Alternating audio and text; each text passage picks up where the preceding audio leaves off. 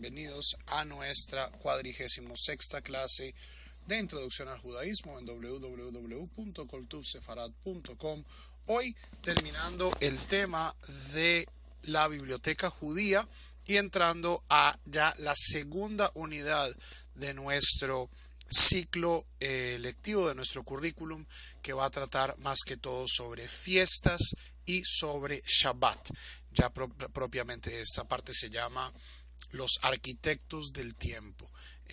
Si la primera parte tuvo que ver con Dios, con teología, con tefilá, con historia, las diferentes definiciones de lo que es el pueblo judío, esta parte tiene que ver con cómo los judíos organizamos el tiempo.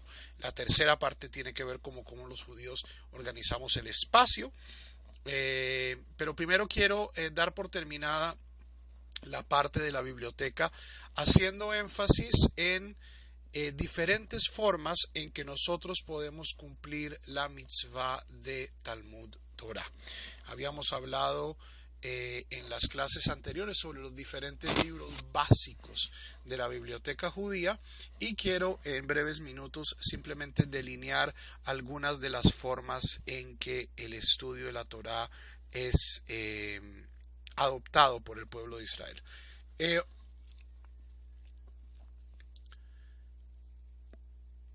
En Masejet Shabbat del Talmud de Babilonia se dice que una de las preguntas que se le hacen a la persona cuando llega al mundo por venir es Kavata Itim la Torah. Es una de las cosas importantes, aparte de si uno hizo Nasata o Matat, hiciste negocios con emuná, con fidelidad, ¿cierto? De manera recta. La otra cosa, una de las otras cosas que se pregunta es Kavata Itim la Torah, estableciste tiempos para estudiar Torah, y esto nos revela un mensaje muy importante, y es que para los rabinos lo más importante era la regularidad del estudio. Nos dice Rav que la Torah es como una esposa celosa. Si uno la abandona un día, 2 días va a estar de mal humor. Es decir, vamos a perder, si dejamos de estudiar un día, vamos a perder 2 días de trabajo. Nos va a tomar 2 días volver al estado. Entonces, el ideal que definen los rabinos es estudiar Torah todos los días, así sea poquito. Lo importante es la constancia y no el volumen.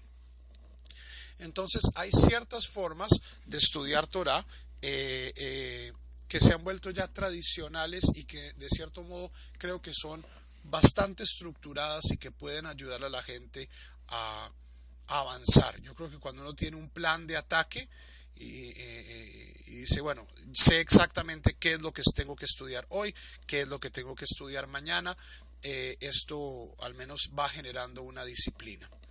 La forma más sencilla que existe de estudio de Torah es lo que se llama Shnaim Mikra ve'echad Targum. Esto es una costumbre bastante extendida. El Shulchan Aruch incluso la codifica prácticamente como ley. Y es que uno debe estudiar la parashá de la semana. Debe estudiar la parashá de la semana, o sea, de la semana que va a terminar. Y debe estudiar ambos psukim. O sea, debe estudiar la parashá leyendo cada versículo 2 veces en hebreo y 1 vez en arameo. Esto es lo que se llama Shenai Mikra ve'echad Targum. La forma más fácil de hacer esto es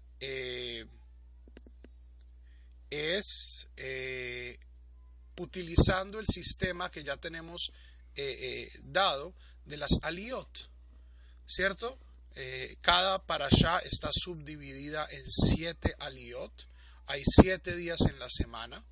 Si yo estudio una aliyá diaria, comenzando el mismo sábado, para el viernes ya voy a tener estudiada toda la parashá. Yo creo que esta es posiblemente la forma más sencilla de de estudiar Torah de una manera constante y es hacer una aliyá diaria. Ahora, si las personas verdaderamente tienen la capacidad, y esto es algo que todos pues deberíamos estar trabajando para conseguir de poder leer el texto en el hebreo, pues idealmente hacer la aliyá 2 veces en hebreo y 1 vez en arameo. Pero incluso personas que todavía no manejan el hebreo, es bueno estudiar los versículos, o sea, recitarlos en voz alta. En esto los rabinos eran bastante estrictos, de que el estudio de la Torá no debe ser una cuestión mental, sino que debe ser una recitación. Veshinantam levaneja, repetirás estas palabras a tus hijos. Entonces les recomiendo, Javier, es la forma posiblemente más sencilla de comenzar. En cualquier lugar en el internet ustedes van a encontrar cómo se subdividen las diferentes parashiot en aliyot, y por lo general son 7, 8, por lo general no más de 15 versículos de Torah, y así sea estudiarlos en castellano, pero estudiarlos en voz alta y repetir el mismo pasuk, así sea 2 veces, 3 veces. Ahora, para las personas que tengan ya un poquito más de cancha,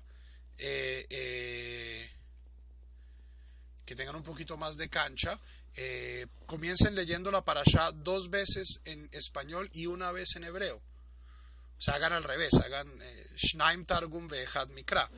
Y ya eventualmente su hebreo va a mejorar y ya podrán hacer Shnaim Mikra Ve'echad Targum. El Targum puede ser el Targum arameo. Esto pues es lo que originalmente se tiene en mente cuando uno habla de Targum, pero es importante, Javerimos, en el estudio clásico de las fuentes judías, una de las cosas más importantes es que la gente entienda esta noción de que yo puedo leer la Torá o que puedo leer el Zohar, y que esto tiene mérito así yo no lo entienda, es algo que en mi opinión es muy posterior y es algo que viene de un pensamiento supersticioso y mágico. La Torá es un documento que fue dado para ser entendido, no para ser recitado de manera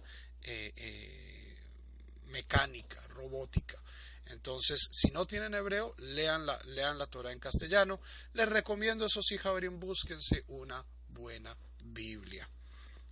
Desafortunadamente, la mayoría de las Biblias en castellano son terribles. No pierdan el tiempo con las Biblias cristianas, con la Reina Valera, con la Biblia de Jerusalén. Todas estas Biblias están llenas, plagadas de errores verdaderamente que provienen de malas traducciones, de interpretaciones que no son interpretaciones judías. Dentro del ambiente judaico, paradójicamente, las traducciones más viejitas son las mejores. Está la de Katznellenbogen, que es editorial Sinaí, de Jerusalén, que es bastante viejita, pero es literal, pero no es tan mala. Recomiendo grandemente la Torá del rabino Daniel Ben Itzhak. Se llama simplemente la Torá, no es simplemente en español, son los 5 libros de Moisés. Es una traducción bastante fiel al hebreo. Las otras traducciones como el Torah Temet o el Humash HaMerkaz, el Humash HaMerkaz tienen un problema, y es que introducen ya demasiado midrash en sus traducciones, es decir, meten en paréntesis cosas que aparecen en Rashi, y a mí eso no me gusta, porque ya es limitar demasiado la lectura de la persona a una lectura. O sea, sí, la lectura de Rashi es tradicional, es perfectamente kosher, por ponerla en algún sentido, pero una de las cosas hermosas de la Torah es que es ambigua, y el Torah Temet y el Humash HaMerkaz no respetan esa ambigüedad, quieren darlo ya todo digerido, y por eso a mí en general no me gustan esas traducciones. Si esa es la Torah, si ese es el Humash que tienen, les recomiendo, Javerim, saltarse los paréntesis. Los paréntesis, esos son interpretaciones midrashicas, interpretaciones de Rashi, muy recomendado entre lo que hay.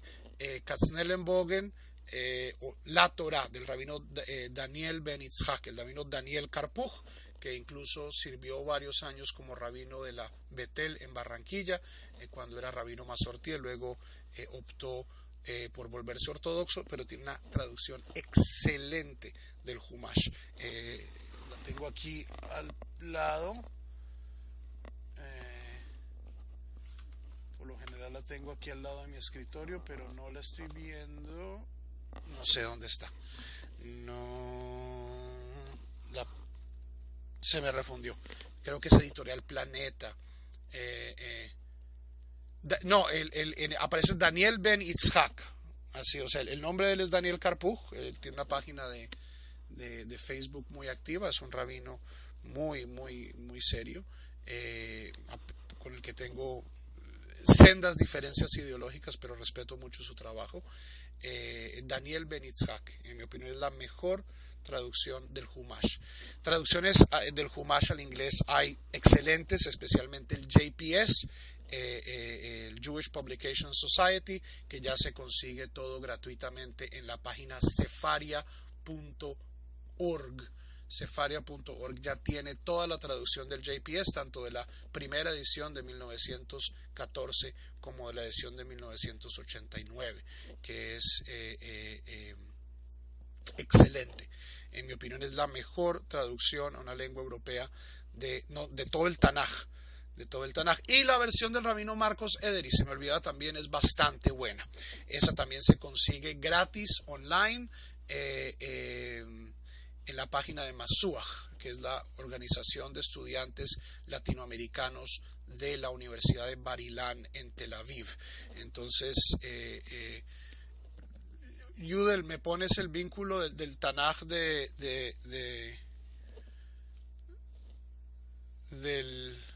rabino Ederi? Ok, ya me lo busca Ivette. Ok.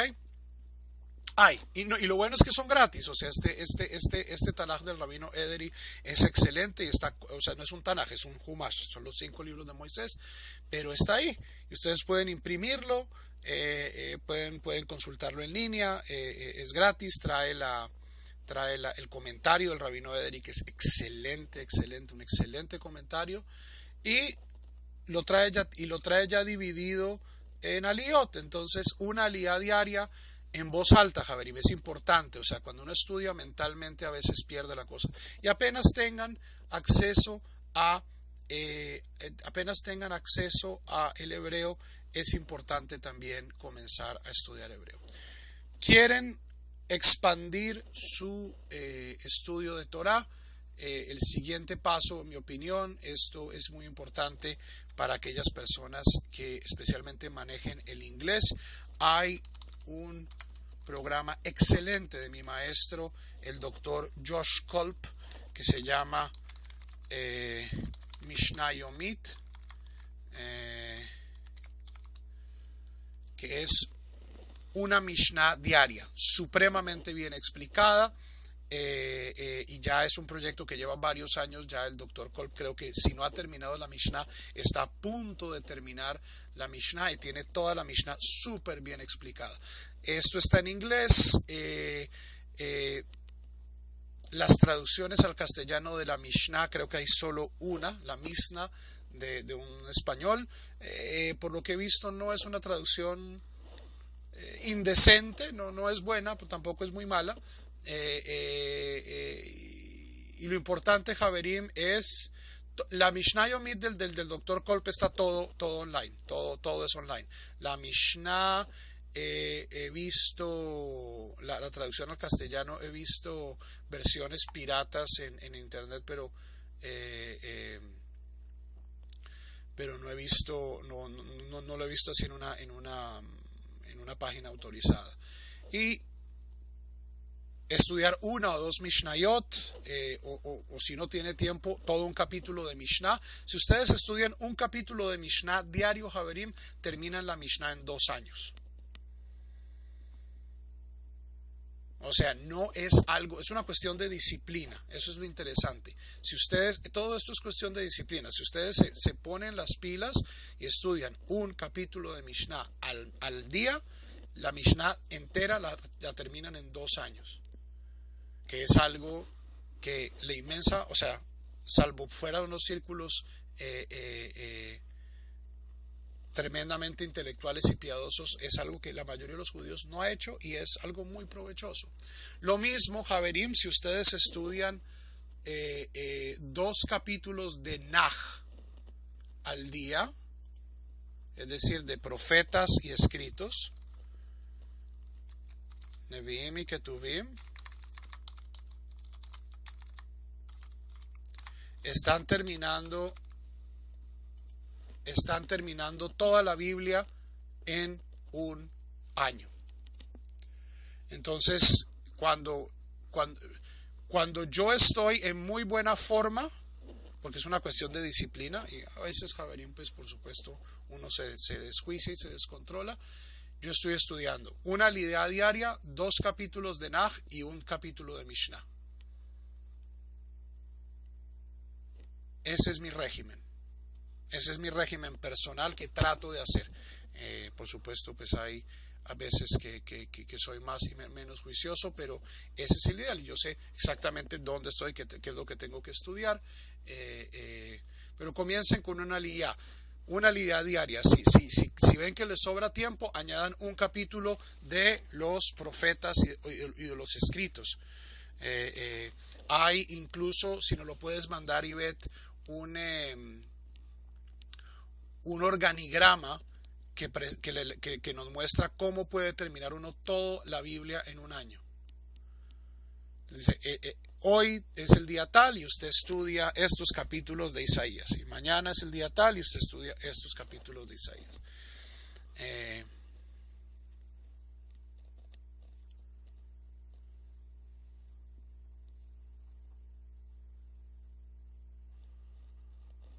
Entonces, es una cuestión de disciplina.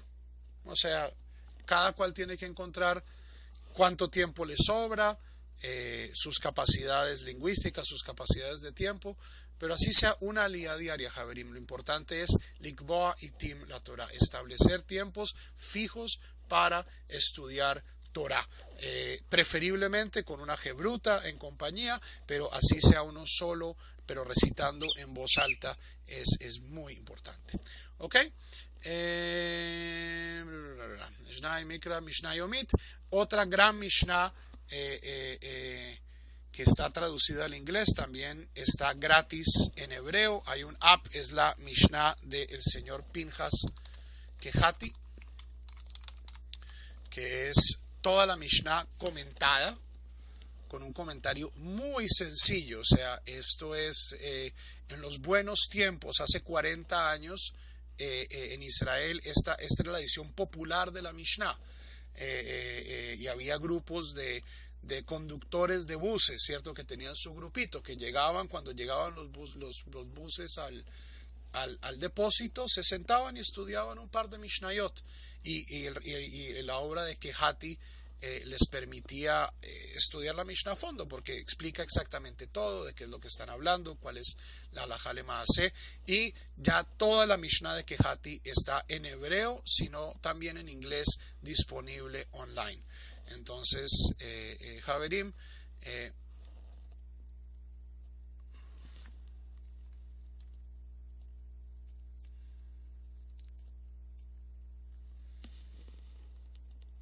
no entiendo la pregunta, Javier.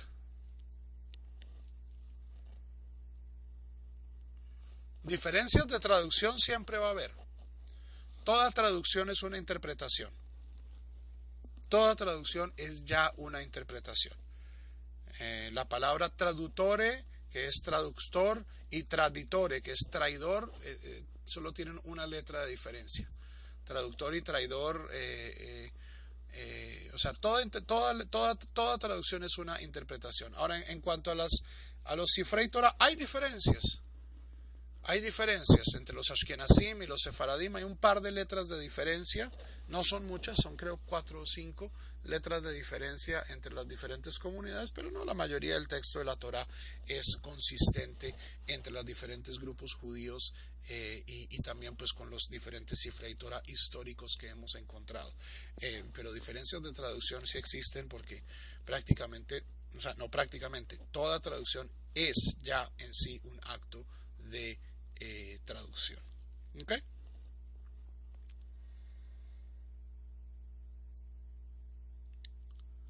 Y ya si esto les está quedando si esto ya les está quedando chiquito, entonces posiblemente el ciclo de estudio eh, más popular que hay ahorita es lo que se llama Daf Yomi. Daf Yomi es un estudio de una página de una hoja por ambos lados, eso es un daf, de Talmud, al diario. Lluene, truene, relampaguee, 365 días al año, una página de Talmud. Es muy difícil, incluso con traducción, Javerim. Yo estuve haciendo Daf Yomi y duré año y medio y me cansé. Es muy duro. Es satisfactorio, pero el Talmud yo creo que es un texto que debe ser tomado con calma. Daf Yomi es un ejercicio loable. Una persona que hace Daf Yomi acaba terminando el Talmud en 7 años y medio. ¿Cierto? Si la persona es disciplinada y hace una página de Talmud todos los días, en 7 años y medio termina el Talmud. Esto es ahora más fácil con las excelentes traducciones que hay, especialmente al inglés y al hebreo moderno, la traducción de el rabino Steinsaltz, la traducción de ArtScroll. Esto hace posible que en este momento haya más judíos estudiando Talmud hoy que en cualquier otro momento de la historia. Daf Yomi es un movimiento interesante en el mundo judío, pero no sé si sea un ejercicio provechoso, especialmente para gente que comienza. El Talmud es un texto que debe ser estudiado despacio, debe ser estudiado en compañía. O sea, uno puede leer Biblia solo, pero estudiar Talmud solo es prácticamente contraintuitivo a la naturaleza misma del Talmud. El Talmud es un texto discursivo, es una conversación. Estudiar Talmud solo no es, en mi opinión, tan provechoso. O sea, yo he tratado de estudiar Talmud por mi cuenta y le encuentro pues mucho gusto, increíbles profundidades, pero no se compara, la experiencia es infinitamente menos provechosa de cuando uno tiene una jebruta, es decir, un compañero, una compañera de estudio con el cual tratar de desentrañar el significado de la sugía, pelear. Las mejores gebrutas son las gebrutot que le pelean a uno, y el que encuentra una buena gebruta definitivamente encuentra un gran tesoro. Es bueno para estudiar Talmud conocer los principios de la exégesis rabínica, pero Joaquín, estos principios no son aplicados de manera metódica en el Talmud. El Talmud no es un texto metódico. Entonces, sí, hay una lista de 7 principios de interpretación rabínica, de 13 principios de interpretación rabínica, de 36 principios de interpretación rabínica. Pero pues el Talmud rara vez dice, y aquí estamos usando el principio de Perensejito. No, el Talmud no es para nada un texto matemático. Y debe ser un texto que, en mi opinión, debe ser estudiado con una guía competente y con una gebruta. Entonces, a menos de que ustedes tengan un excelente nivel de hebreo, un excelente nivel de arameo y una gebruta, creo que Daf Yomi es algo que vamos a dejar para el futuro, y es preferible manejar las bases, que es un conocimiento ponderado del Tanaj y luego de la Mishnah. Y hay otras estructuras de estudio organizado, de por ejemplo de estudiar alajá.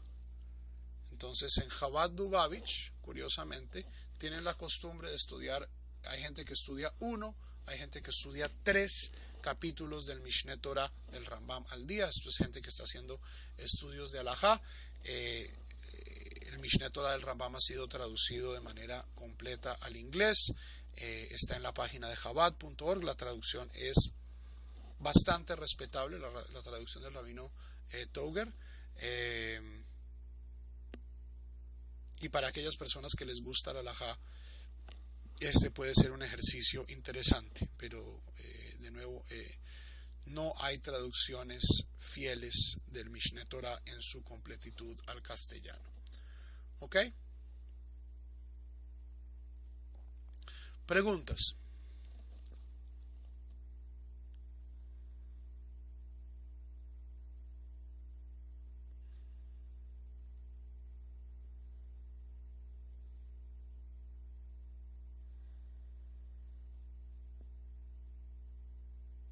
Estas no son las únicas formas de estudiar. Hay gente que, por ejemplo, tiene estudios diarios de Cábala, ¿cierto? De Daf Yomi, del Zohar. Si uno estudia una página de Zohar al día, creo que termina el Zohar en año y medio, algo así. Hay gente que estudia Musar, hay gente que estudia filosofía, estudian un capítulo del Moreh Nevuchim todos los días. Si uno estudia un capítulo del Moreh Nevuchim al día, termina el Moreh Nevuchim en un año. Hay formas de estudiar el Shulchan Aruch completo en ciclos. Es decir, escojan lo que a ustedes les apasione, pero tampoco, o sea, en mi opinión, vayan por partes. O sea, el judaísmo, a pesar de que hemos insistido ya varias veces que no es una religión bíblica, si una persona desconoce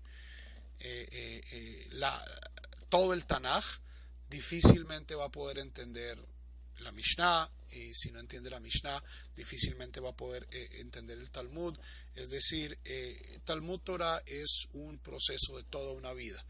Entonces, si ustedes nunca han tenido un estudio estructurado de Torah, les recomiendo comenzar por el principio, que es haberse leído toda la Torah, haberse leído todo el Tanaj varias veces, repetir este ejercicio de leérselo un capítulo diario, 2 capítulos diarios, un par de años, que estas historias ya sean una segunda naturaleza, y ya entonces pueden comenzar a entrar en Honduras en cuestiones de Torah Shebe'al Peh, de la Torah oral, o de filosofía, o de Kabbalah, o de Musar. O sea, definitivamente no les va a alcanzar la vida para estudiar todo lo que hay de Torah. Así todos estuviéramos en un ejercicio concentrado de estudiar todo el corpus rabínico, todo el corpus toraítico. Todas las personas que están en este momento conectadas no alcanzaríamos a terminarlo. Entonces no es una carrera de velocidad, es una carrera de profundidad, de encontrar sentido y de hacerlo bien. Entonces, comenzar despacio, una liga diaria. Si esto les parece muy poquito, comiencen a añadir un capítulo de Tanaj. Hay listas de cómo organizar este conocimiento de manera metódica, y lo importante, como nos dicen nuestros rabinos, es likboa itim la Torah, hacer de esto una práctica disciplinada y una práctica constante. ¿Ok? ¿Preguntas sobre este tema?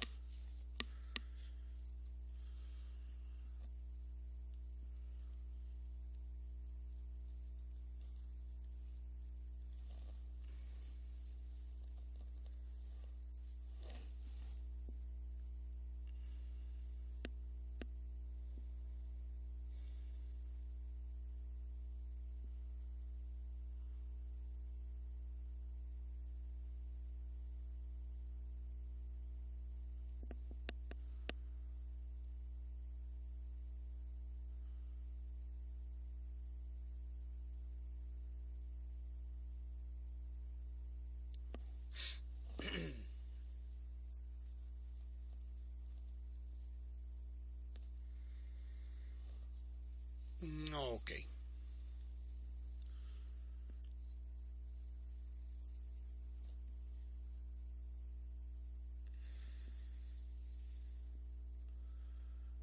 Entonces vamos a cambiar un poco de temática.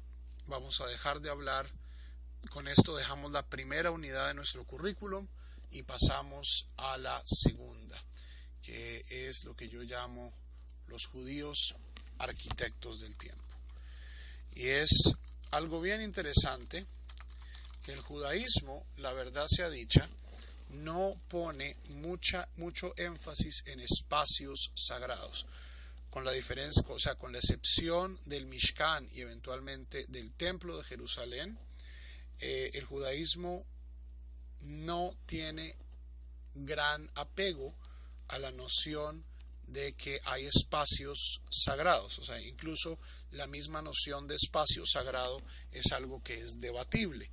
No sé si ustedes han visto ese video, que creo que es un video sobre Parashat Pekudei, de mi sección de Parashat Shavua, donde argumento que lo que la tradición verdaderamente está diciendo no es que este sea un lugar mágico o que este lugar tenga propiedades especiales, sino que este es un lugar que nos exige una conducta diferente. El ejemplo tal vez más obvio es que en el templo, por ejemplo, se suspenden las leyes de Shabbat. En el templo no hay Shabbat.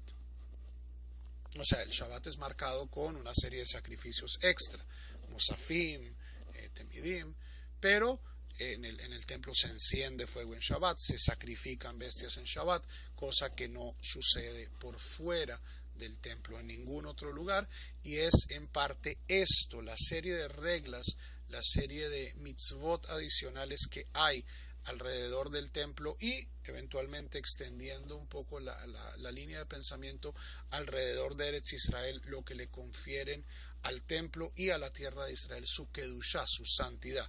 No es una característica inherente, innata, una radioactividad mágica que tenga la tierra o el templo o el cótel, sino simplemente que este sitio tiene reglas diferentes. Pero a diferencia de lo poco que se discute la noción de espacio sagrado en el judaísmo, la noción de tiempo sagrado ocupa una increíble cantidad de tiempo y de energía mental. Hablamos la clase anterior de Abraham y Joshua Heschel, de su libro El Shabbat, y en él el rabino Heschel tiene una excelente metáfora que dice que el Shabbat y en general todas las fiestas del judaísmo es un esfuerzo de crear un palacio en el tiempo, un santuario en el tiempo, y esta estrategia es en parte la que ayudó al judaísmo a sobrevivir en la diáspora, ¿cierto? La mayoría de los pueblos que tienen espacios sagrados son sus espacios ancestrales, ¿cierto? Yo no pongo mis espacios sagrados en el otro lado del mundo, ¿cierto? Si yo soy japonés, no voy a poner mis sitios sagrados en África, ¿cierto? Si yo soy japonés, mis sitios sagrados están en Japón, que es donde pues yo vivo y donde yo de cierto modo creo que la tierra pues es privilegiada. Entonces este escepticismo o esta falta de una verdadera noción intensa de espacio sagrado que había en el judaísmo pues, después de la destrucción del templo fue ya sea o asistida o reemplazada por una noción de tiempo sagrado que ya venía muy fuertemente de la Torá, o sea, varias veces a través de la Torá. En el libro de Levítico, en el libro de Deuteronomio, en el libro de Números, se hablan de las diferentes fiestas. O sea, las fiestas aparecen listadas varias veces en la Torá. Y se nos dice, El Moadei Hashem, estas son las fiestas de Dios. Shabbat, fiestas, todo esto ocupa gran esfuerzo mental en la Torá, luego en el Tanaj y ciertamente en la Mishnah, donde uno de los 6 órdenes, Moed, trata exclusivamente de estos santuarios en el tiempo, de este comportamiento especial que es determinado no tanto por el espacio, sino por el tiempo. Entonces, hoy quiero introducirles una estructura de cómo funciona el tiempo judío a nivel macro y luego una descripción del año judío en detalle para poder entender todo esto, y ya cuando terminemos entraremos en detalle ya con el tema de Shabbat, que es posiblemente la esquina de esta arquitectura del tiempo a la que, pues por su frecuencia y por su importancia, los judíos hemos dedicado la mayor atención en detalle. Ok, en el tiempo bíblico, esto lo aprendemos al final del libro del Levítico. Vemos que el tiempo bíblico está organizado de acuerdo a dos parámetros. Estos son los parámetros del 7 y del 12. Estos dos números son muy importantes en la simbología hebrea. Y el 7 es el número fundamental para entender el desarrollo del tiempo bíblico. Y el tiempo bíblico a nivel más macro, es con la cuestión del año sabático. Entonces se habla de que cada 7 años, el séptimo año es el año sabático. Es el año de la Shemitah. Y en este año la tierra se deja de cultivar. La tierra, es decir, yo todavía tengo posesión de la tierra, pero no puedo, de cierto modo, aplicar ese poder. Cualquier persona puede venir y cultivar, sacar fruto de mi tierra, cosechar espigas de mis campos. O sea, la tierra, de cierto modo, a pesar de que permanece la pertenencia a individuos, su fruto es de todos. En el séptimo año también se anulan todas las deudas. Esto es lo que se llama, o sea, por un lado Shmitat Karkaot, que es el año sabático de la tierra, y el otro se llama Shemitat Ksafim, que es la Shemitah o el año sabático del dinero. Y estas son dos definiciones de Shemitah que coinciden cada 7 años. Después de 7 ciclos de 7, es decir, 1, 2, 3, 4, 5, 6. El año sabático, después de 7 ciclos sabáticos, es decir, después de 49 años, sucede un año fundamental, que es en el año 50, es decir, en el año después del séptimo año sabático, ocurre el Yovel, que es el jubileo. Y en el jubileo los esclavos salen libres, las deudas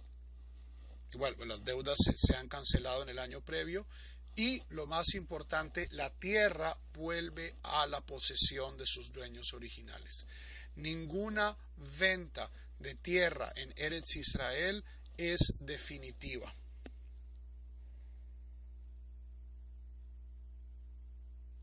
La tierra volvía a los dueños de acuerdo a la alocación de tierras que fue hecha en la época de Josué, es decir, la alocación de las 12 tribus de Israel. Cada tribu estaba subdividida en clanes, cada clan es en familia, cada persona tenía sus tierras ancestrales.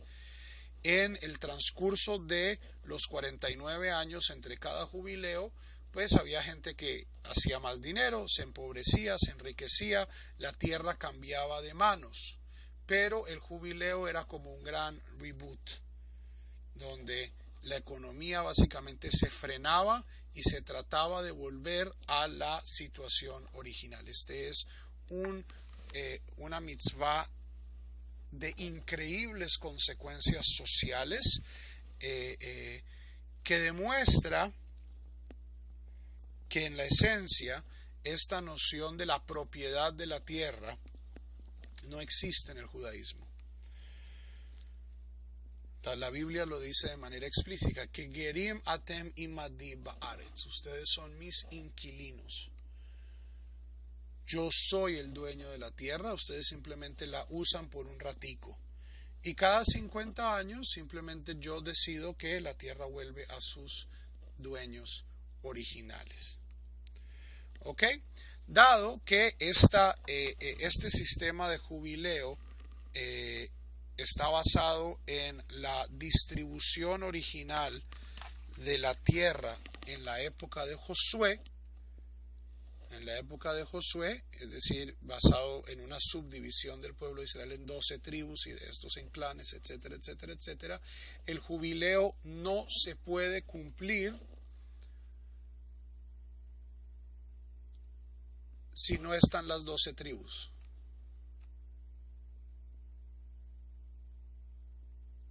¿Ok? El jubileo no se ha celebrado en el pueblo de Israel desde hace 27 siglos. ¿Por qué? Porque la tierra vuelve a sus dueños originales de acuerdo a la división en tribus. Si las 12 tribus no están en la tierra, entonces el jubileo es imposible. ¿Ok? El jubileo no es posible si no hay 12 tribus. Es interesante pensar, mucha gente, ustedes saben pues que yo soy bastante poco ortodoxo en mis nociones de la escatología judía o del fin del mundo, la idea de Mashiach, no es algo que para mí tenga, no suelo verlo de acuerdo a alineamientos tradicionales, pero es algo que posiblemente, o sea, en mi opinión el jubileo, no, a pesar de que es una idea potentísima y me encantaría volver a ella, no podemos volver a ella porque simplemente las tribus perdidas de Israel están perdidas. O sea, es gente que desapareció, a menos de que suceda un gran milagro y que de pronto, no sé, no se me ocurre cómo de la nada podrían salir las 11 tribus perdidas de Israel. Estas tribus que dicen ser tribus perdidas, de Benay Menashe y los hijos de Dan, en mi opinión eso no tiene valor histórico. Entonces no sé, a pesar de que el jubileo es una mitzvah que me entusiasma muchísimo, es una especie de socialismo extremo basado en la Torá, donde verdaderamente no hay propiedad privada. O sea, al menos en cuanto a la posesión de la tierra, cada 50 años hay una expropiación generalizada de la tierra,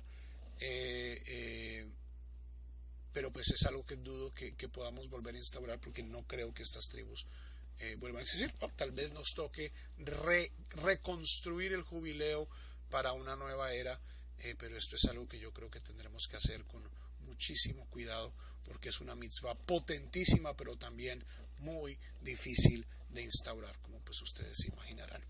¿Ok? Si no hay jubileo, nos dicen nuestros sabios en Masejet Gittin, página 36a, entonces el año sabático tampoco es de Oraita, sino que el año sabático es simplemente de Rabanán. El año sabático se sigue observando, el jubileo no se ha observado desde hace 27 siglos, pero el año sabático sí se observa hasta el día de hoy. Entonces lo que hay son ciclos subsecuentes de 7 años, o sea, es decir, después de 7 ciclos de 7 no sigue un jubileo, sino que siguen otros 7 años. ¿Cómo se observa el año sabático en Eretz Israel? Hay diferentes formas.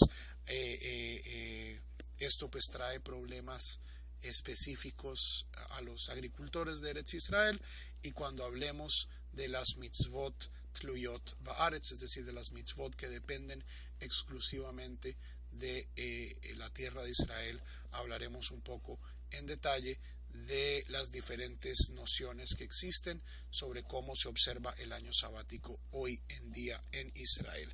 El año pasado fue un año sabático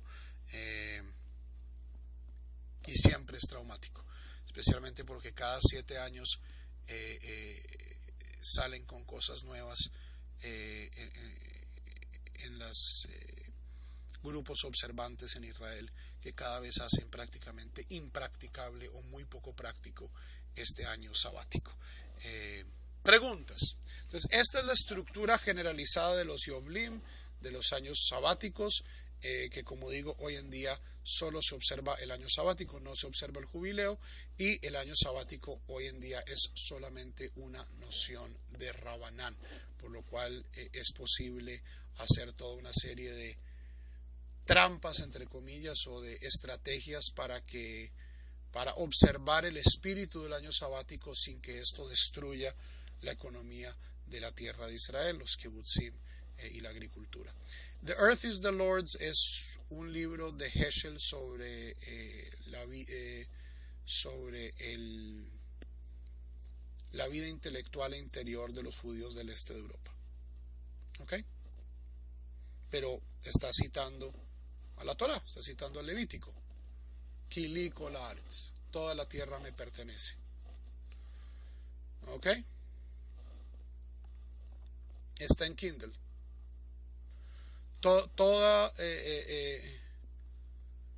La vaca roja y el jubileo no tienen nada que ver.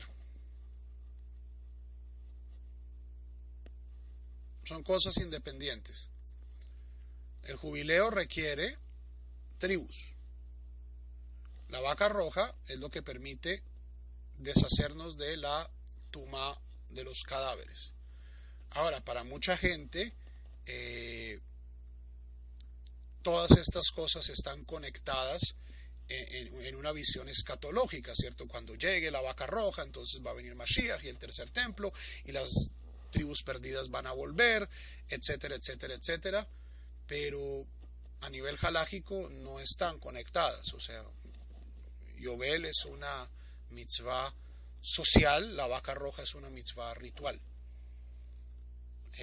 Y pues como yo les he dicho en circunstancias anteriores, no soy un gran fan o un gran creyente en la idea tradicional de Mashiach. Entonces, todas estas cosas que están publicando ahorita en estadodeisrael.com, que la vaca roja ya llegó, que viene Mashiach, Javerim, primero que todo, no crean todo lo que dice el internet, y hay ciertas publicaciones de internet muy de mucho seguimiento por nuestros hermanos que se creen anosim y en grupos mesiánicos y todas estas cosas, que verdaderamente es mentiras tras exageraciones, que el rabino Perensejito tuvo un sueño de que Mashiach vino. Javerim, esto lleva pasando 8 siglos. Cada 5 años aparece un gran rabino cabalista que dice que se soñó que Mashiach ya viene. El Talmud tiene una visión mucho más inteligente. Dice, si te dicen que Mashiach ha llegado, sigue plantando tu algarrobo. Los algarrobos son árboles que se demoran mucho tiempo en dar fruto. Sigan trabajando. No hay nada más peligroso a través de la historia judía. Esto es algo que creo que, si se acuerdan de nuestras clases de historia, que no fueron hace mucho tiempo, es algo que les puedo dar gran prueba. No hay nada más desastroso para el pueblo de Israel que los movimientos mesiánicos, ya sea el movimiento de Jesús de Nazaret, ya sea el movimiento de Jacob Frank, ya sea el movimiento de Shabtai Tzvi, ya sea el movimiento ahorita de los Lubavitch, que creen que el Rebbe es Mashiach. ¿Por qué? Porque toda escatología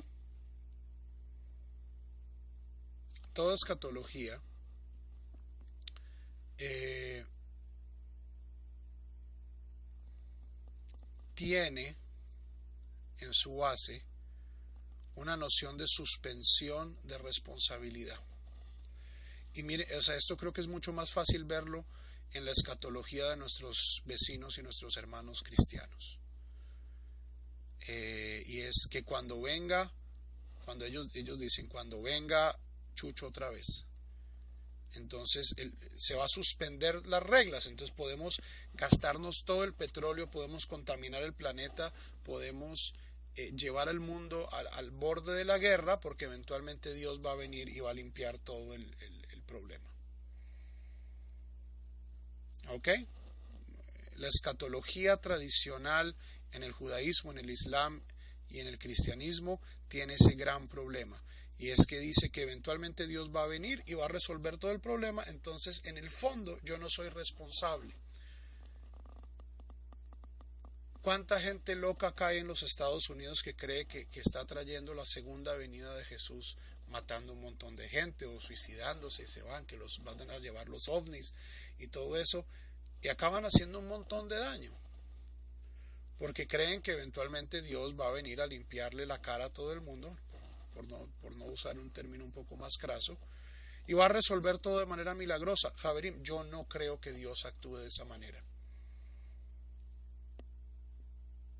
Dios no va a venir a resolver el cambio climático, y no va a resucitar el dodó, y no va a resucitar los dinosaurios, y si extinguimos los leones y los elefantes, Dios no los va a recrear. Nos tenemos que trabajar, en mi opinión, para una noción de una geulá bajo las reglas que nosotros observamos en el mundo ahora. Es decir, esta es la visión de Rav Shmuel. ¿Cuál es la única diferencia cuando venga Mashiach?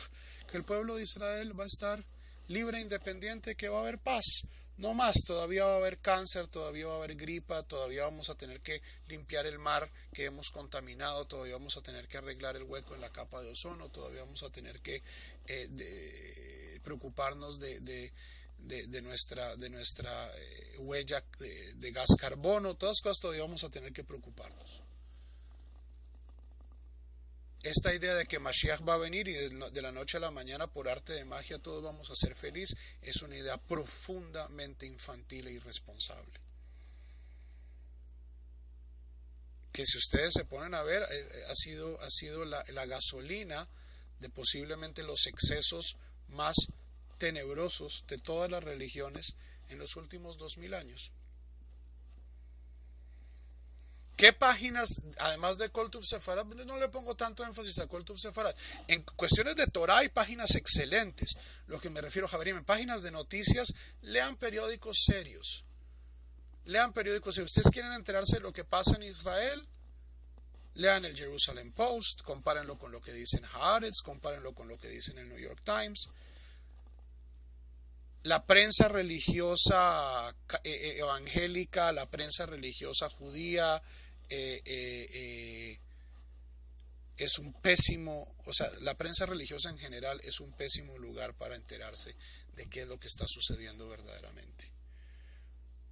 Estas páginas en espestadoisrael.com y todo eso ponen que Mashiach ya viene, que apareció la vaca roja, que el rabino Perencejito, que un pelado en una yeshiva que tenía síndrome de Down comenzó a profetizar que Obama y que Putin y que Rusia. A ver, y esto lleva pasando 600 años y adivinen que no ha pasado nada. Eso es un sofisma de distracción.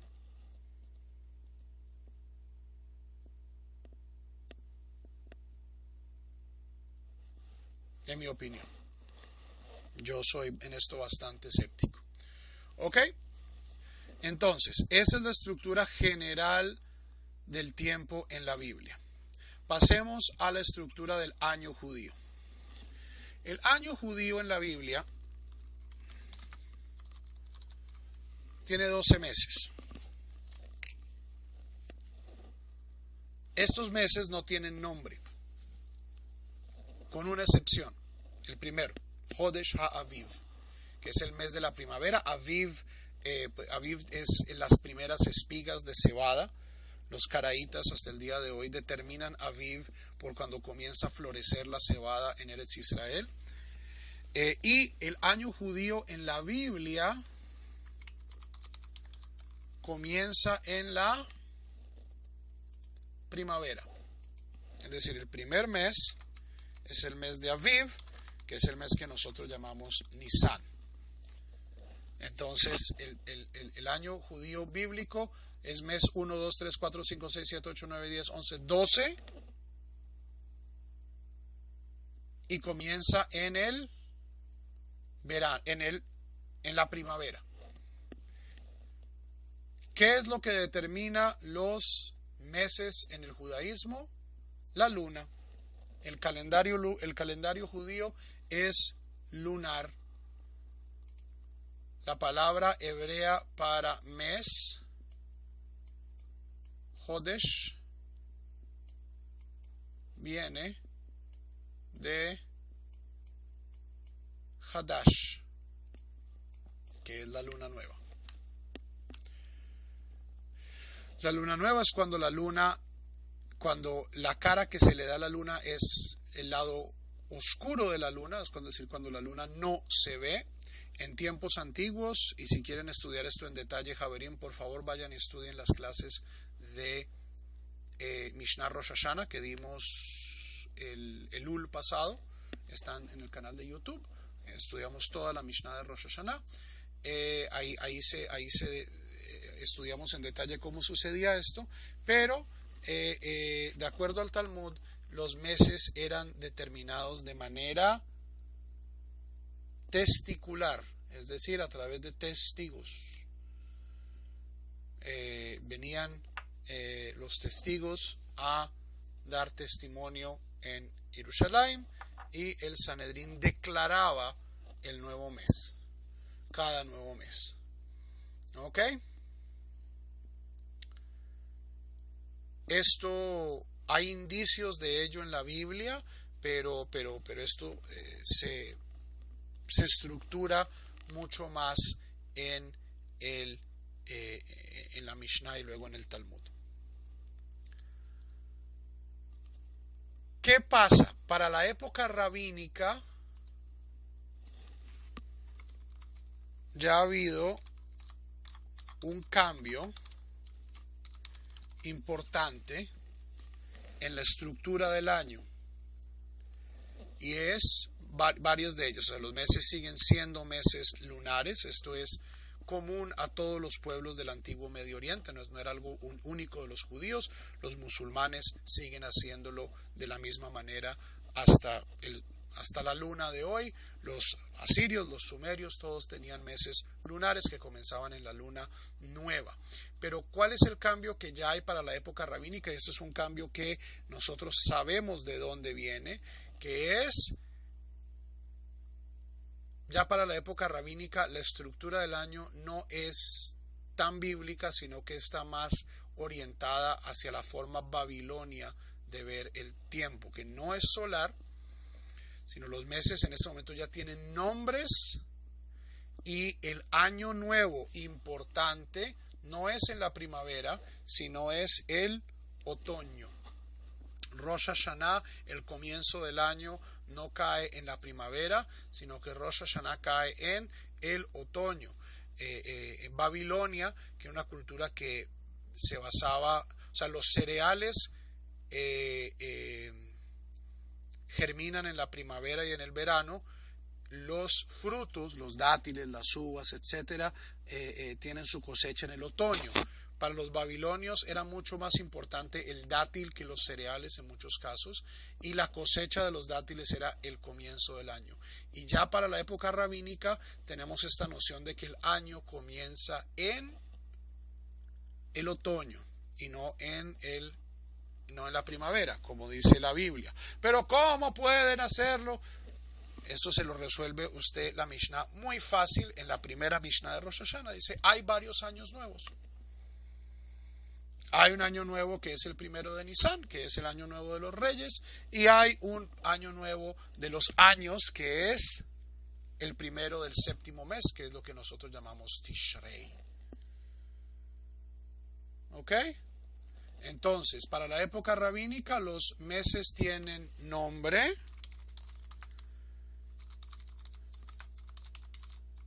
y el año nuevo es en el otoño. ¿Ok?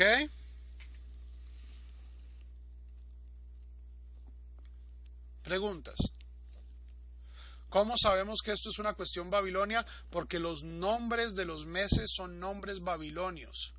Nisan, Iyar, Sivan, Tamuz, Av, Elul, Tishrei, Marheshvan, Kislev, Tevet. Todos esos son nombres babilonios. Incluso muchos de ellos son nombres de deidades. Tamuz era el dios del verano, el dios pagano del verano. ¡Ah! Pero ¿cómo puede? Javerim, como puse en el video este que compartí del vallenato kosher, los judíos somos buenos en tomar lo mejor, y a veces no lo mejor, a veces también cosas malas de las culturas en las que estamos y transformarlo. Nosotros somos grandes catalistas culturales y los nombres de los meses hasta el día de hoy son meses, son nombres que le robamos a los babilonios, y eso está bien, no tiene nada de malo. Ok, y hoy en día no hay babilonios, sino estos meses son judíos, igual con este alfabeto, Javerim. ¿Este alfabeto es hebreo? No, este alfabeto es asirio. El paleohebreo es muy diferente. Pero hoy en día no hay nadie que escriba en este alfabeto sino nosotros. Entonces, del mismo modo, hoy no hay nadie que llame a estos meses con estos nombres sino nosotros. Entonces podemos decir que es algo 100% judío, así originalmente no lo sea. ¿Ok? Una otra cosa que tiene la noción rabínica de los años es la noción que no aparece de manera explícita en la Torá de un año bisiesto. Y es que hay años de 12 meses y hay años de 13 meses. ¿Por qué es esto? Si quieren verlo en detalle, hay un video en YouTube que es el misterio del año bisiesto. Ahí lo explico con lujo de detalles matemáticos.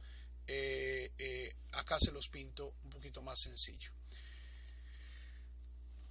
Un mes lunar tiene más o menos 28 y medio días. 12 días lunares, el año lunar tiene 354 días. El año solar tiene 364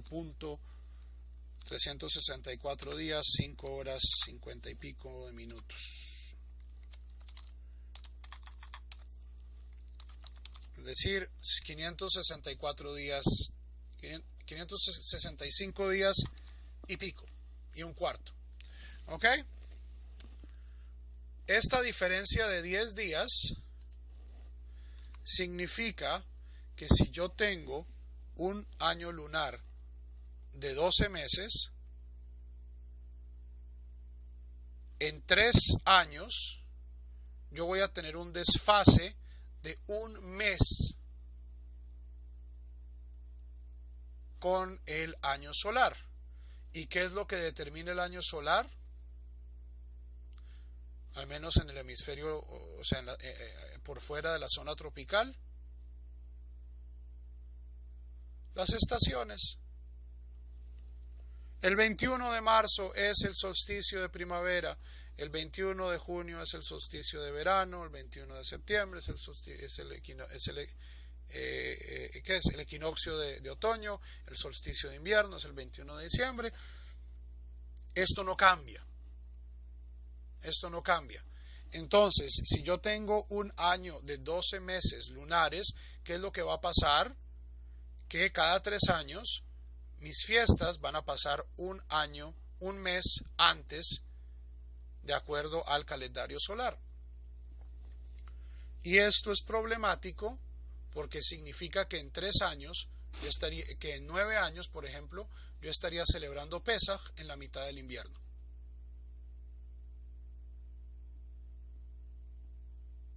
O sea, no estoy hablando de un desfase a un siglo, a 2 siglos. No, con que yo deje este sistema andando 10 años, ya no estoy celebrando Pesaj en la primavera, sino que estoy celebrando Pesaj en el invierno. Y las fiestas bíblicas del judaísmo, Pesaj, Shavuot y Sukkot están íntimamente relacionadas con el ciclo agrícola en Eretz Israel. Entonces, los rabinos establecieron que cada 2 o 3 años se añadía un año bisiesto, que no es como en los años bisiestos gregorianos, donde se añade un día, sino se añade un mes entero, para que Pesaj siempre caiga alrededor del equinoccio de primavera y Sukkot siempre caiga alrededor del equinoccio de otoño, y por lo tanto se mantenga la regularidad con los ciclos agrícolas, con los ciclos de las lluvias, con los ciclos del trigo, de la cebada, de las uvas, de los dátiles de Eretz Israel. ¿Ok? Un contraejemplo muy claro es el calendario de nuestros hermanos y vecinos musulmanes, que es un calendario de 12 meses perfectamente lunar, lo cual significa que algunos años ellos celebran Ramadán en el verano, como sucedió este año. Ramadán fue el mes pasado, y a veces celebran Ramadán en el invierno, es decir, cada año Ramadán ocurre 10 días más o menos antes. Entonces hay décadas donde Ramadán es caliente y hay décadas donde Ramadán es frío. ¿Por qué? Porque ellos no tienen año bisiesto. ¿Ok? Y esto en el Islam tiene una justificación teológica. Dice el hadith dice que Dios es todopoderoso y por lo tanto Dios podría incluso traer la cosecha en el invierno.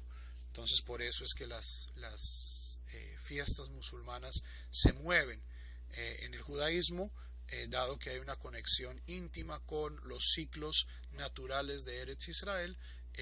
Tenemos esta figura del año bisiesto, que era también declarado en la época rabínica por un Beddín. El Beddín decía: uy, Nisan está cayendo este año como temprano, el equinoccio todavía está un poquito lejos, declaremos un año bisiesto. Y entonces añadían un mes más, añadían el mes de Adar Sheni, y luego celebraban Pesaj en el siguiente mes. A partir del siglo IV, V, este sistema de testigos y de declaración fue reemplazado por un sistema matemático.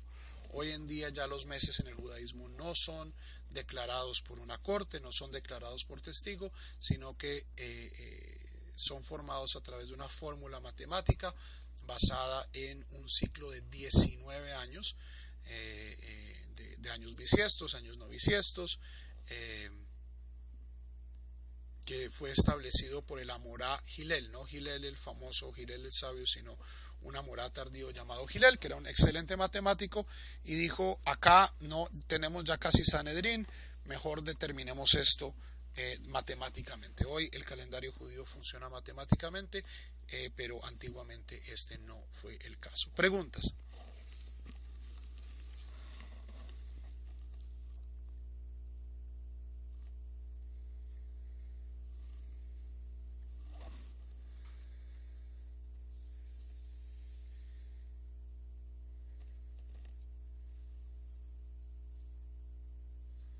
El video se llama El misterio del año bisiesto y está en YouTube.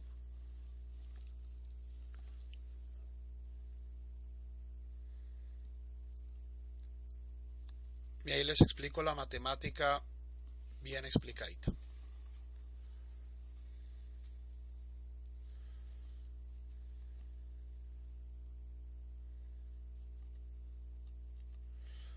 Antes de los nombres babilonios, los meses tenían nombres ordinales: primer mes, segundo mes, tercer mes, cuarto mes, quinto mes.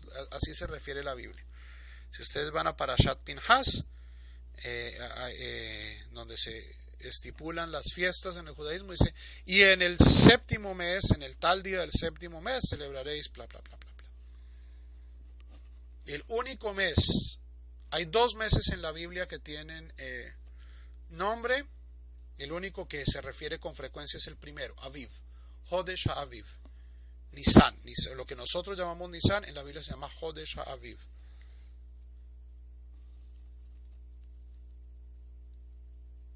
¿Ok? Entonces hagamos un rápido recuento del calendario.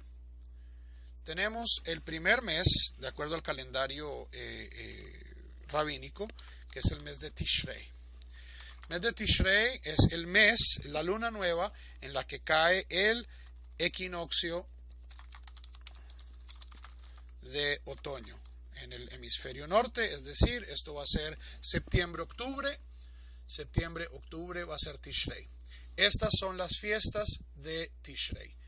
En el primero y el segundo día de Tishrei es Rosh Hashanah, lo que la Biblia llama Yom Teruah, aunque en la Biblia solo es un día, pero los rabinos extienden Rosh Hashanah a 2 días. Pregúntenme luego por qué. Pues una cuestión es una cuestión de los testigos. Rosh Hashanah es una fiesta bíblica. Las fiestas bíblicas, les voy a poner aquí un cuadradito. Esto aparece en la Biblia, es uno de los Yom Tov bíblicamente definidos. Dice, y en el primer día del séptimo mes, que es así como se refiere la Biblia a Tishrei, tocaréis, será Yom Teruah, sería un día de sonar trompetas, es el día del shofar, y es lo que los rabinos luego llaman Rosh Hashanah. 9 días después viene el día del perdón, Yom HaKippurim. Este también es un día bíblico. Dice, en el 10º día del séptimo mes serán perdonados los pecados del pueblo de Israel. En Parashat Ahareimot se describe en detalle cuál es el ritual que hacía el Kohen Gadol con las 2 cabras, el Azazel, y se mandaba una cabra. Todo esto ocurría en Yom HaKippurim. ¿Ok?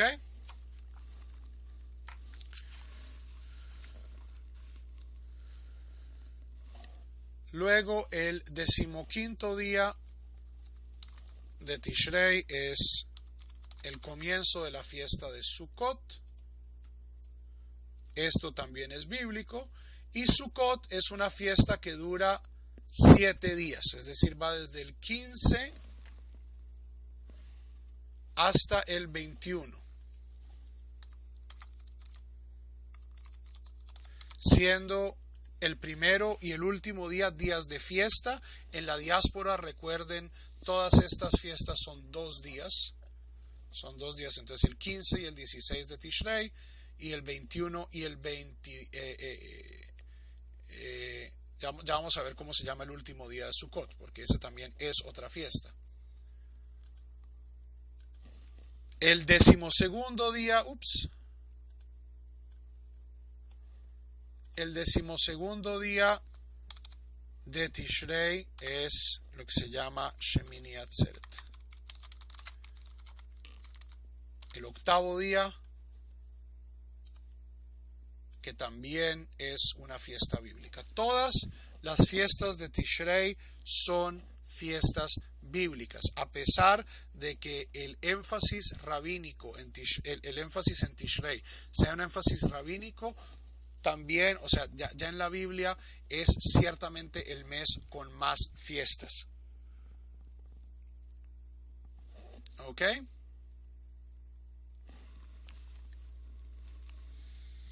Y en la diáspora, el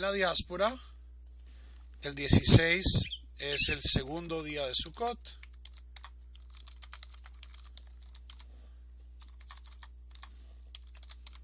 Esto es solo en la diáspora, donde Rosh Hashanah son 2 días tanto en la diáspora como en Eretz Israel. 2 días de fiesta en Sukkot es solo en la diáspora. Y el día 23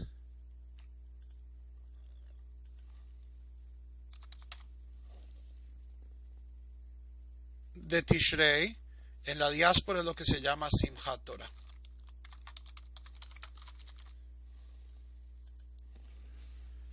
que no es bíblico. Bueno, es bíblico en el sentido en que es una extensión de Shemini Atzeret, pero toda esta noción de que es el día en el que terminamos de leer la Torá y se baila con la Torá y todo esto es una costumbre babilonia de hace 10 siglos, porque los babilonios eran aquellas personas que leían la Torá cada año. El resto del mundo leía la Torá cada 3 años. Eventualmente el modo babilonio de leer la Torá es el que se establece y el que se vuelve popular, pero no era el único. Shemini Atzeret, que conmemora, era el final de la fiesta de Sukkot. Atzeret es conclusión.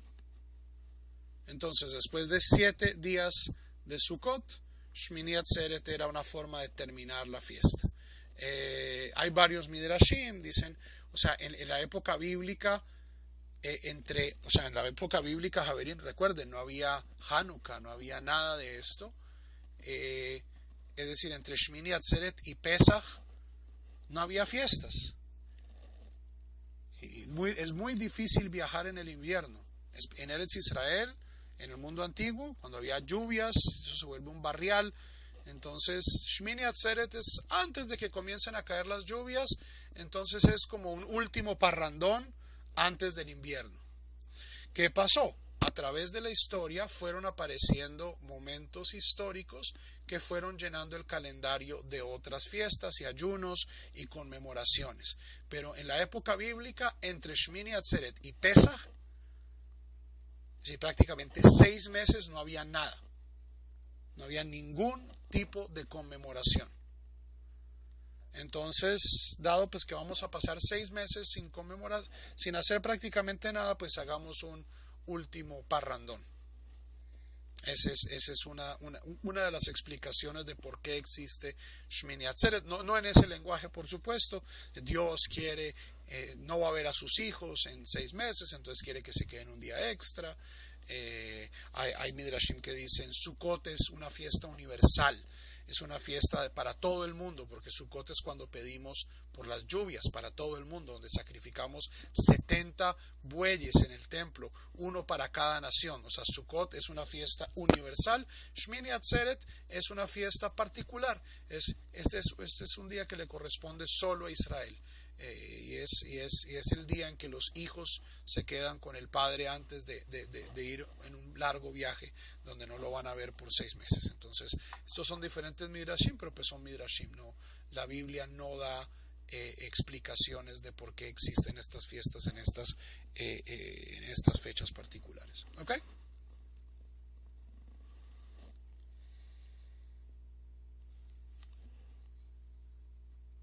No, ok. El siguiente mes es el mes de Mar Heshvan o de Heshvan. Este no tiene fiestas.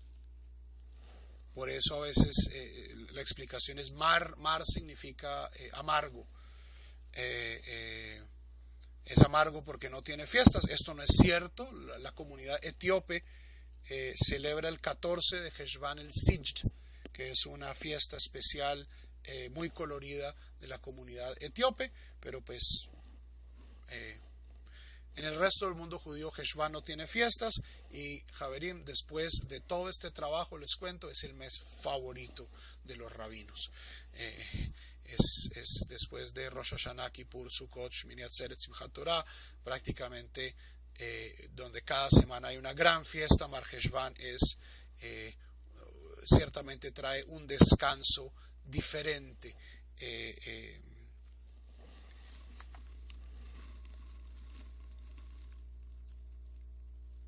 Ok. Kislev no tenía fiestas hasta que aparecieron unos señores llamados los macabeos. Y en el día 25 de Kislev, durante 8 días, conmemoraron la rededicación del templo, y es lo que nosotros llamamos Hanukkah.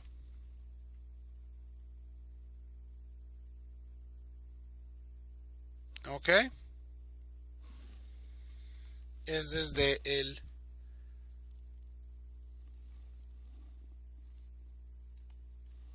comienza el 25 y sigue por 8 noches, es decir, Rosh Chodesh Tevet siempre cae en Hanukkah.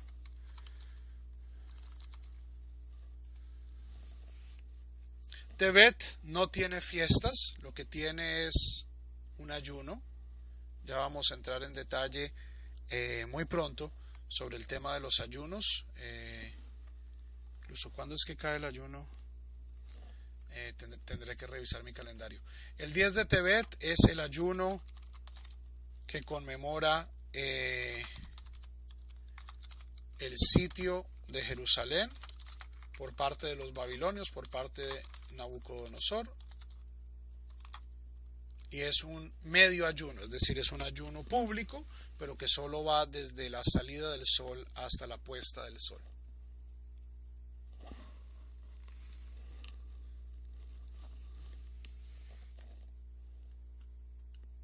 ¿Preguntas hasta ahora?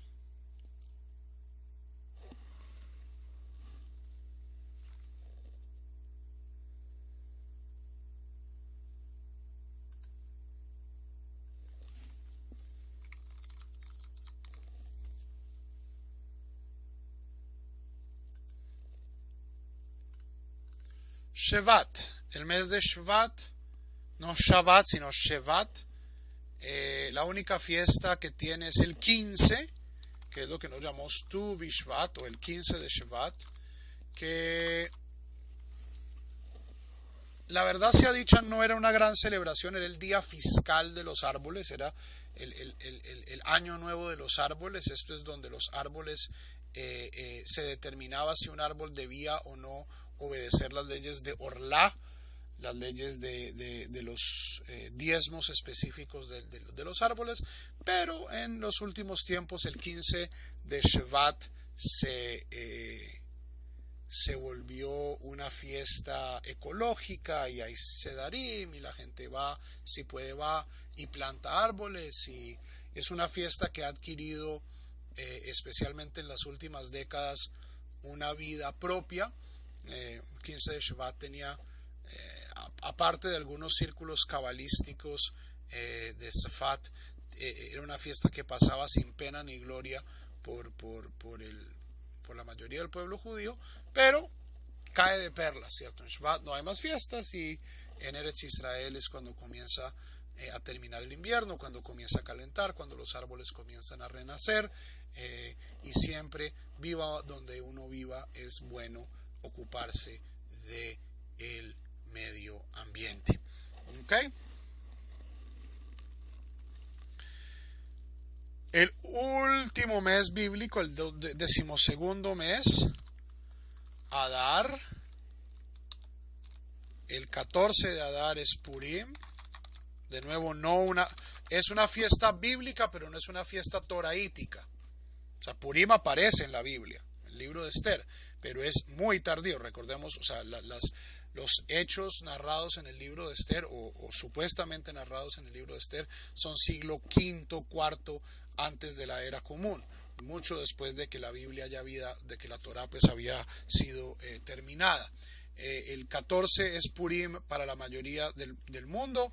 El 15 de Adar es lo que se llama Shushan Purim, que es Purim para la ciudad de Shushan en Irán, para Jerusalén y para una minoría de ciudades donde se celebra el 15 de Adar y no el 14.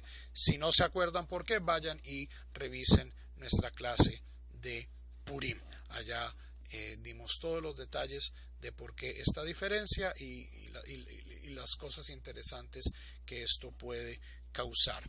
¿Ok? Si es un año bisiesto, entonces se añade Adar Bet o Adar Sheni, un segundo Adar. En los años donde hay Adar Sheni, Purim se celebra es en el segundo Adar y no en el primero. Entonces, si hay un solo Adar, se celebra en Adar. Si hay dos Adar, Adar Aleph y Adar Sheni, primer Adar y segundo Adar, entonces Purim se celebra es en el segundo Adar. Pero, como ya les dije, esto no es todos los años, sino cada 3 años más o menos es año bisiesto. Hay veces que son cada 2 años. O sea, es algo, no es infrecuente. No es infrecuente que un año judío tenga 13 meses. Preguntas. Lo de los testigos, Daniel, ve y estudia los videos de Mishnah Rosh Hashanah. Ahí está todo muy, muy claro. Pero esto es un tema que ya es bastante más complicado para el tiempo que nos queda. ¿Ok? Después de Adar viene Nisan.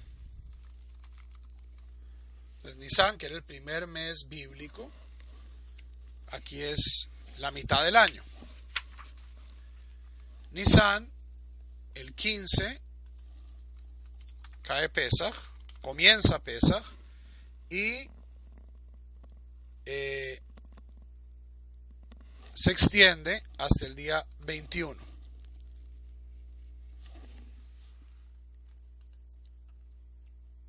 Esto es bíblico.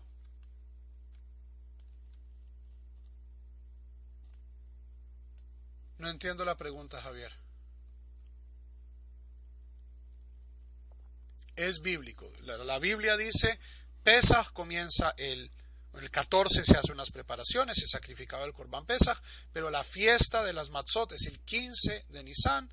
En la víspera del 15 se hace el Seder, etcétera, etcétera, etcétera, y Pesaj debe durar 7 días. Durante estos 7 días comeréis matzot. Esto es una fiesta bíblica. En la diáspora, el día 16 de Nisan y el día 22 de Nisan son igualmente días de fiesta.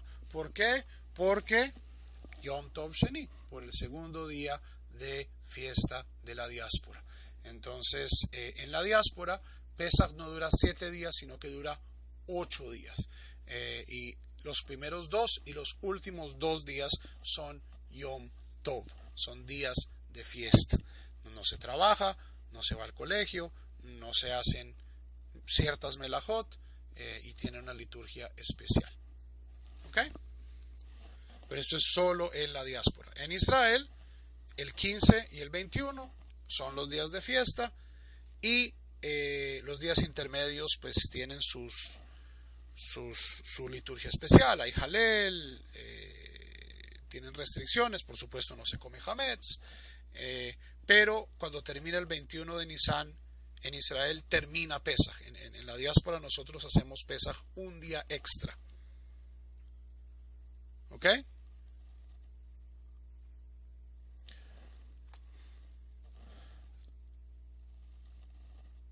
Javier, lo de Birkat HaShanim, lo de la novena verajá, no tiene nada que ver con la luna. Tiene que ver todo con el sol. Hay otro video en YouTube que se llama el misterio del 4 de diciembre. Vayan y mírenlo. O sea, el misterio del año bisiesto y el misterio del 4 de diciembre. Y ahí les explico con toda la matemática del mundo.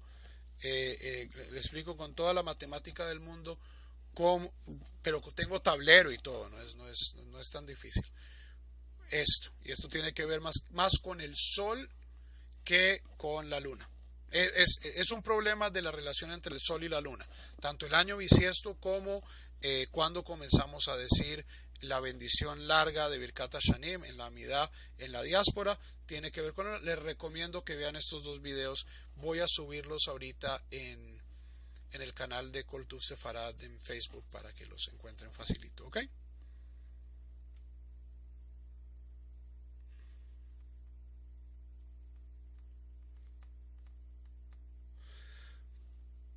Purim Katán no existe, o sea, si Purim Katán, pero Purim Katán no se celebra. O sea, Purim Katán es una forma de decir, si esto no hubiera sido un año bisiesto, sería Purim.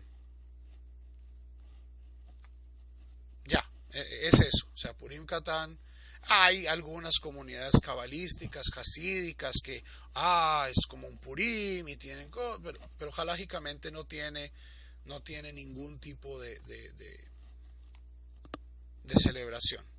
Lo mismo Pesach Sheni. Pesach Sheni era un día en la época bíblica, que era el 15º día del mes de Iyar, donde la gente que no había hecho Pesach por algún motivo pues hacía Pesach.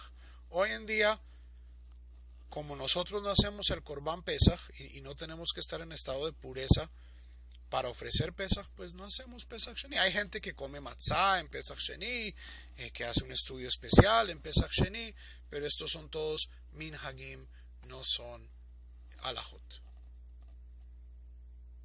Ok, lo mismo Purim Katán, Yom Kippur Katán, todas estas cosas son cuestiones minhagim cabalistas de algunas comunidades, pero no es algo que la halajá nos obligue a hacer.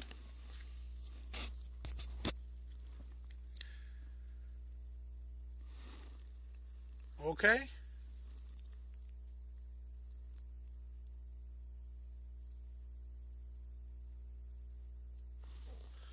Ok.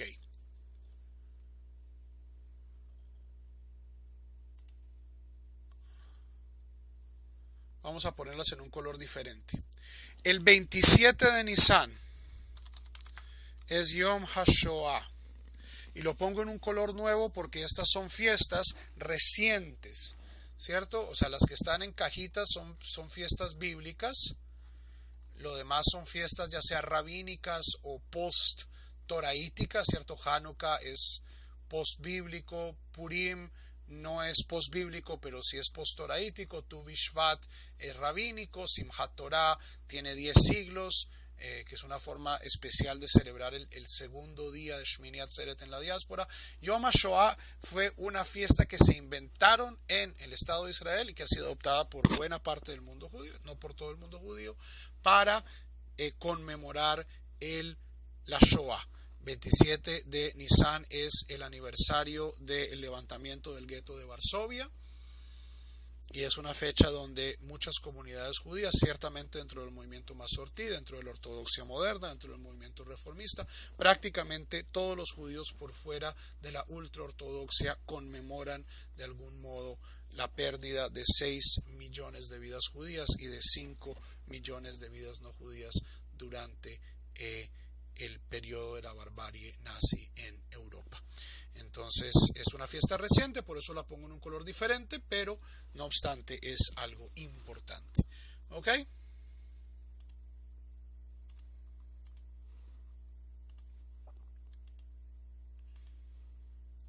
Continuamos con el mes de Iyar.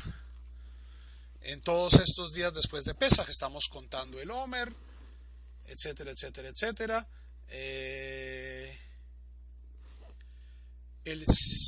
El 18 de Iyar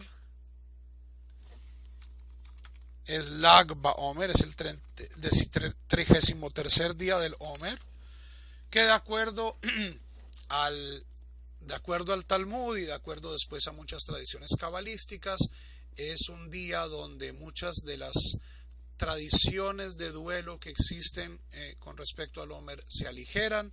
Si recuerdan nuestro shiur de Shavuot, hablamos al respecto. Es una fiesta donde en muchos círculos se hace una veneración del sabio Rabbi Shimon Bar Yochai, una fiesta pues muy cercana a los círculos cabalistas, que se celebra especialmente en Israel. En la diáspora todavía hay gente que lo celebra, pero no hay así mucho entusiasmo.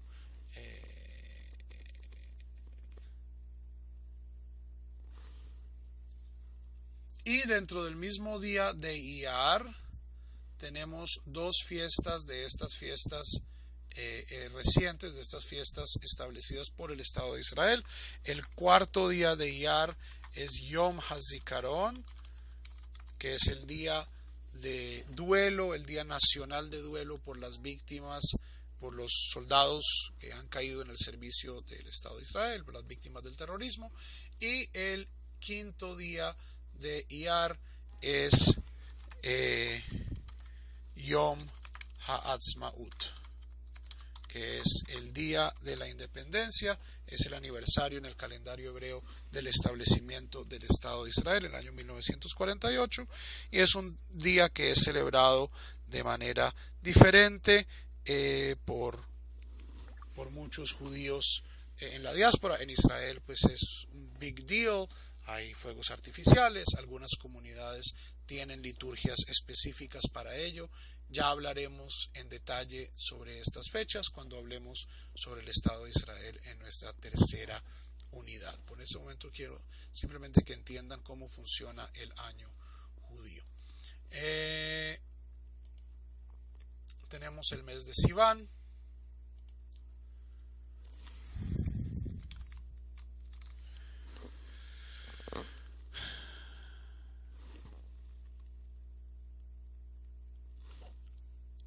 En el sexto día del mes de Sivan tenemos la fiesta de las semanas, la fiesta de Shavuot, Pentecostés, la cual es una fiesta bíblica que se celebra exactamente 50 días después de Pesaj. Eso es lo que nosotros estamos contando el Omer.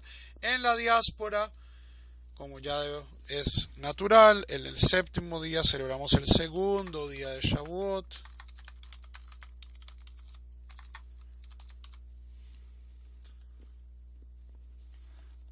En Israel solo se celebra un día de Shavuot, en la diáspora se celebran 2 días de Shavuot.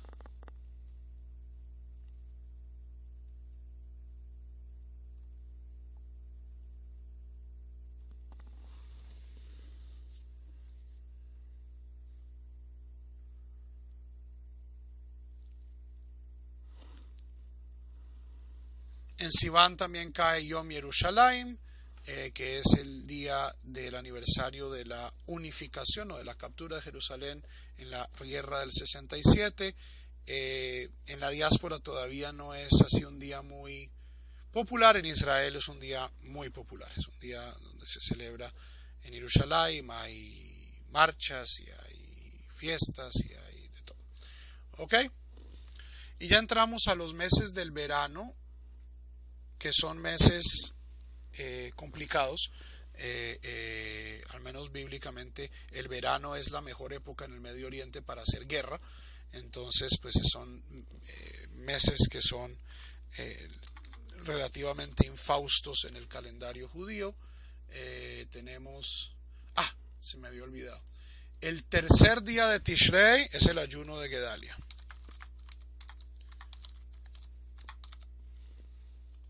Tenemos el ayuno de Esther, el tercer día es el ayuno de Esther, se me estaban olvidando los ayunos.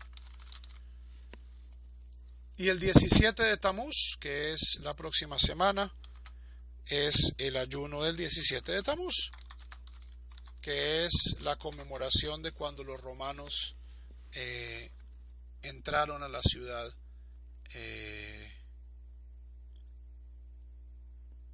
y otra serie pues de eventos terribles como el becerro de oro y todo eso, y comienza un periodo de 3 semanas que culmina con el 9 de Av, que es la fecha posiblemente más trágica de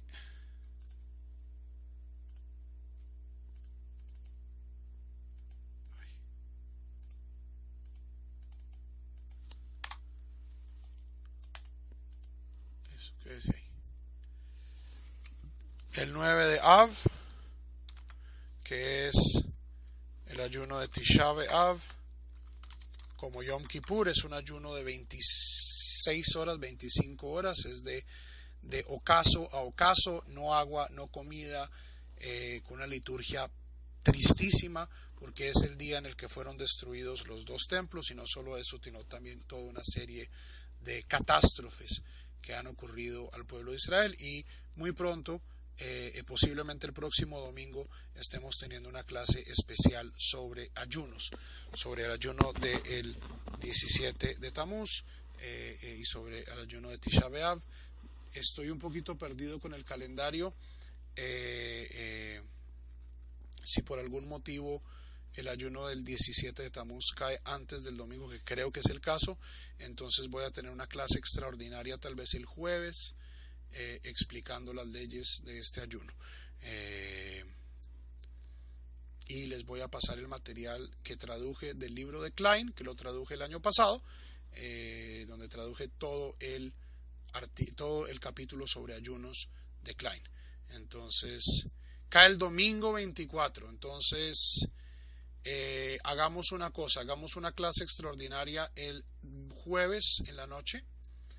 No es obligatoria, pero pues sí les recomiendo que vengan, donde vamos a trabajar ese material, y ya mismo les mando el material de Klein para que lo estudien con juicio. ¿Ok? Y por último, Elul es un mes en el que nos preparamos para el proceso de Teshuvah de Rosh Hashanah, Kippur. En la tradición sefaradí, después de Rosh Chodesh Elul, comenzamos el proceso de Selijot, de hacer las oraciones penitenciales. En Kol Tuv Sefarad tenemos una tradición que es: hacemos la Selijot en la noche y lo precedemos con un poquito de estudio de Torah. Espero pues este año tener la fuerza y que también haya suficiente participación para poder hacer esto. Creo que es nuestro 5º año ya de Selijot y estudio de Torah. Siempre comenzamos con muchos números, 30, 40 personas el primer día, y luego rápidamente nos quedamos como con 10 o con 12. Todavía no he bajado del minyan de personas, pero desafortunadamente la constancia no parece ser una de las virtudes del judaísmo emergente latinoamericano, especialmente porque no creo que donde todos nosotros vivimos vayan a poder encontrar un minyan, así sea virtual, que haga Selijot. Pero bueno, con la esperanza de que este año traiga mayor compromiso, terminamos aquí esta pequeña introducción a la estructura del año judío, la estructura del tiempo judío. Haverim, nos vemos.